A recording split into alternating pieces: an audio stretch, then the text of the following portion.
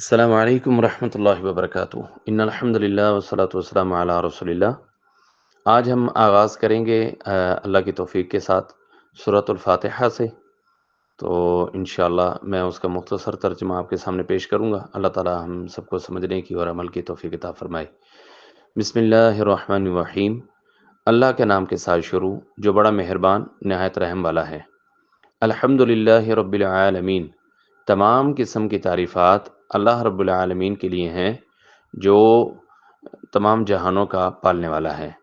الحمد تمام قسم کی تعریفیں للہ اللہ کے لیے، اور رب العالمین رب پالنے والا، عالمین تمام جہان، تو تمام جہانوں کا پالنے والا جو رب ہے تو تمام تعریفیں بھی اسی کے لائق ہیں۔ الرحمن وہ بڑا مہربان ہے، الرحیم وہ نہایت رحم کرنے والا ہے۔ مالک یوم الدین وہ مالک ہے قیامت کے دن کا۔ یوم کا معنی دن ہے اور دین کا معنی قیامت ہے، تو مالک یوم الدین وہ مالک ہے قیامت کے دن کا۔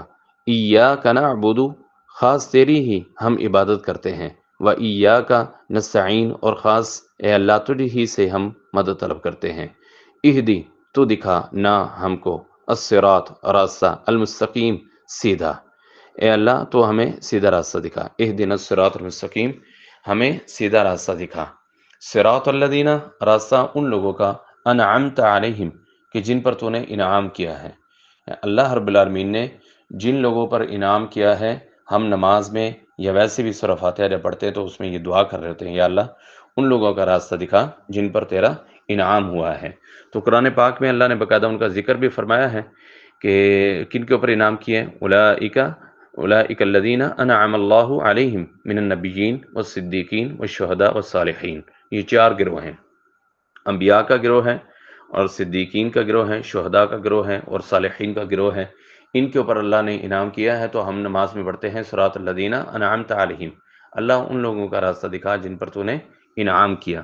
غیر المغضوب علیہم ولا الضالین ان لوگوں کا نہ دکھا جن پر تیرا غضب ہوا، ولا الضالین اور نہ گمراہوں کا۔